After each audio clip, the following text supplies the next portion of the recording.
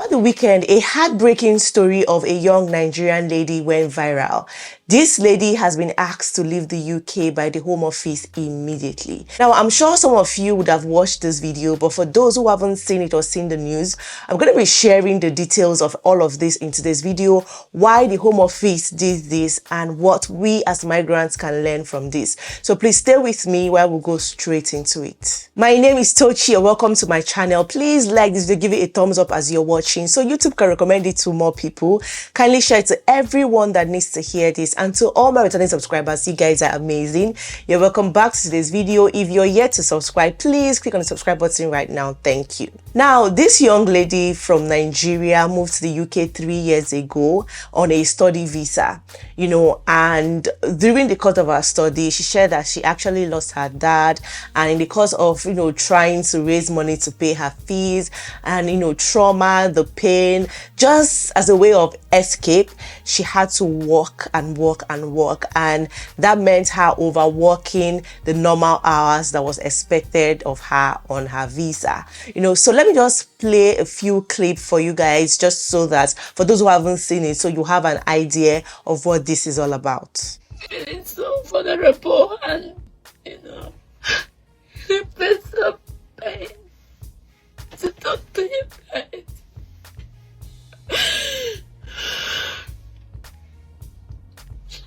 The journey of 3 years, the journey that I wanted to celebrate so much, the journey that everybody around me has wanted to celebrate. It's just I just ended on the way with no opportunity, and to the extent that I had to feel the barrier of my dad. I had to feel the barrier of my dad on a video call. I was devastated. I was confused. I was in a state where I just feel like the world has come to an end. But I told myself, my dad has always wanted me to be a graduate, and this is the dream he wanted for me. Somehow, I had to graduate, at least with first class, to make him proud. That way, I won't feel much guilty of not being there when he died, of not being to his burial. Going through this trauma of my dad passing away, I didn't know that it's gonna prolong that much, We never know. The depression, or we all talked about, happens to everybody differently. After my dad died, I was feeling guilty. Maybe I was the reason why he passed away. I was just somehow feeling guilty.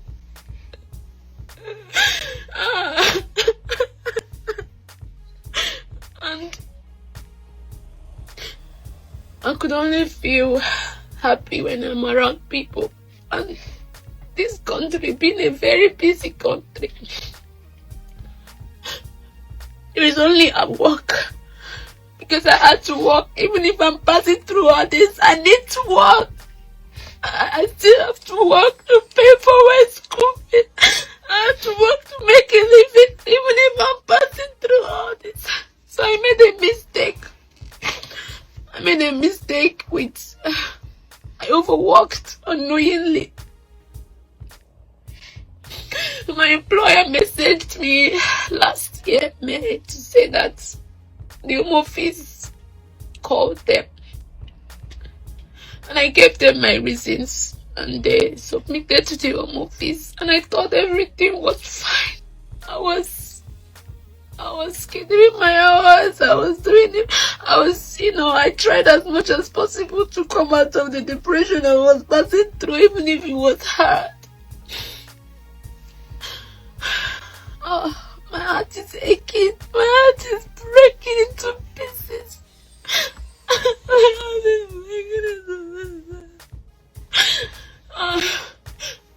So,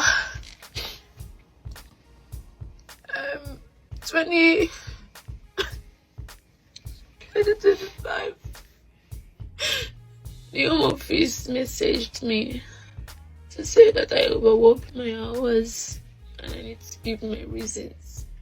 So I gave them the honest reasons why I made this mistake, because currently, in as much as I'm passing through all this, my progression results, it's good. I'm currently I'm in first class. That was what my dad always wanted for me.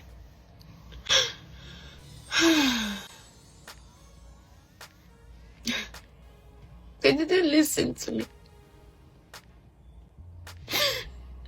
They asked me to leave the country with immediate effect. They didn't give me chance to get, at least to complete my studies. That was the only thing I wanted. I just wanted to complete my studies.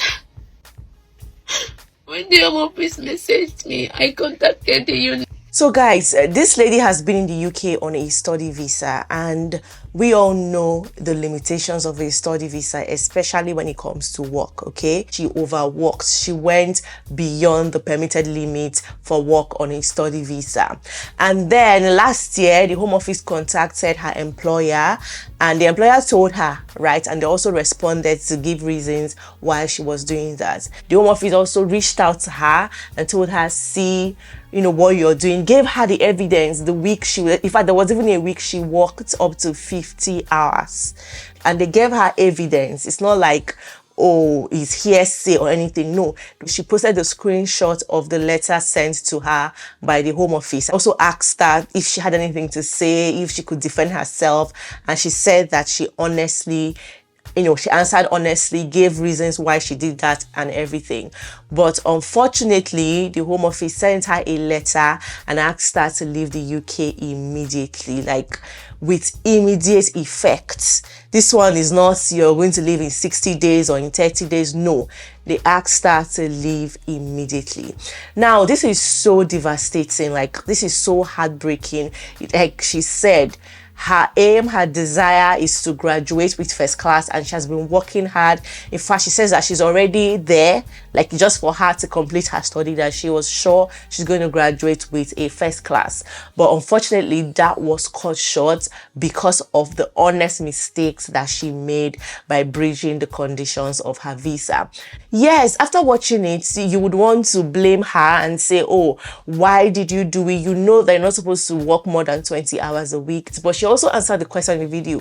She said that was the only way she could grieve, right? That was the only way she could get away the pain of losing someone. It was just her coping mechanism.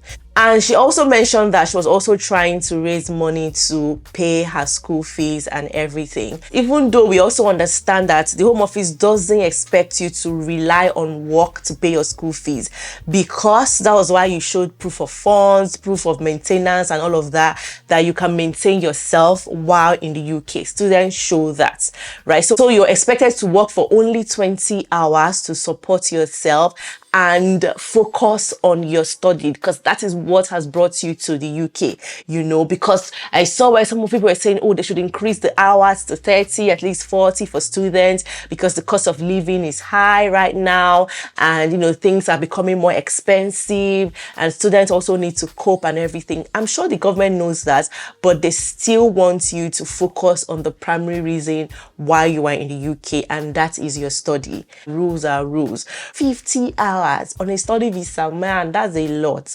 Who do we blame? Do we blame the Home Office? Do we blame the student? Who do we blame? We know everything that is going on in the UK, right? In fact, in the world right now about cutting down migration and everything. So everybody has to be careful. Ignorance is not an excuse. She said that she did it unknowingly, but that wasn't an excuse because she had to pay the full price for that. So we all must learn from this, okay? Have to find a better way to cope with stress, cope with loss, cope with grief and everything. Find a safer way to do that other than breaking the conditions of your visa or breaking rules. And guys, no matter the temptation, do not overwork. Whether you're on a study visa, whether you're on a work visa, no matter how tempting, no matter how much you need money, no matter what's going on, try not to overwork. See, it's not worth losing your visa. See, she has spent 3 years. I'm sure she has maybe a few more months to go. This happened because let's watch the final part of the video to see what she said. Really honest, I told them what I was passing through. I told them what happened. Unfortunately, the union withdrew my sponsorship. I withdrew my sponsorship. I cried. I begged them. I told them that I was just in a vulnerable state. They didn't come through for me. They only treated me like a thief. And treating me like a thief.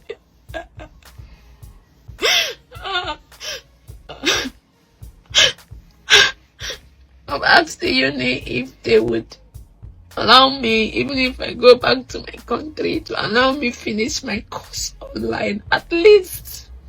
That was the only thing I asked. But they said no. They said they can't.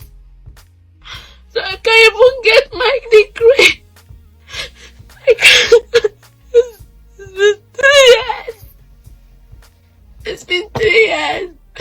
3 years of pain. 2 years of constant pain. I had to work even when I'm sick. I had to work even when I'm depressed. I had to work even when I don't know where to run. So guys, you heard it. Her university withdrew her sponsorship. So everything, like all the years, all the money, everything, even the work that she was doing, even the hours that she did, that she had to overwork, everything just went like that. She said she had to beg the university to see if she can like complete her course online even after going back to her home country, but they refused. So she's not going to get her degree, she's not going to get her certificate, everything, all the time spent in the UK gone. Also, if you're going through this, just try and seek support. There are so many support groups that you can get online. It's better to seek support rightly than to go about it or try to break the conditions of your visa. And finally, find a better way to cope with stress, okay? Build community, talk to somebody. Don't drown yourself with work or overworking yourself. It will not help. We all have to be careful. See, being on a visa is very demanding because there are so many rules and regulations that you have to keep to.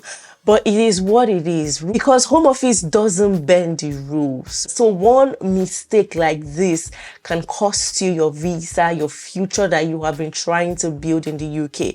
Just imagine that you have moved to the UK, you've been here for years, trying to make something out of it. You're trying to build a home, a community, everything for yourself, a future for yourself, and maybe for your family, your partner and your children. And all of a sudden, you just make one mistake that, you know, makes you regret your decision forever. You make one mistake that would lead the Home Office to ask you to leave. And guys, Home Office does not forget. Even if you have to go to court to fight it, you will spend money. It's stressful, it's time consuming, it's money consuming, and you don't even know what the outcome is going to be. So the emotional trauma, everything, you don't want to be in that situation. So it's better to play safe. This lady's story is so heartbreaking, very, like, it's such a sad situation, even watching her cries. But guys, we all should learn from this. You don't want this same thing to happen to you.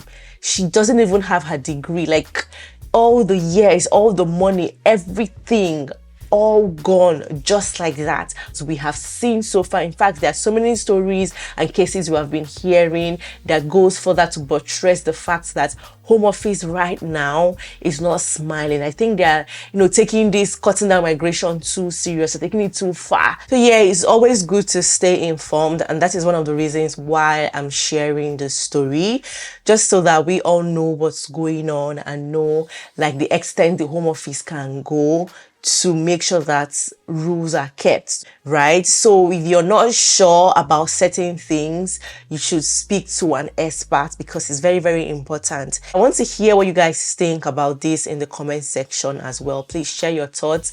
Let's continue this conversation there. I wish this young lady all the best, and I pray that God strengthens her at this trying time of her life, and that she finds peace as well. If you know her personally, please reach out to her and just support her as much as you can. She needs all the support. Okay, so that is it for today's video. Thank you all so much for watching. I'll see you guys in my next one. Bye bye.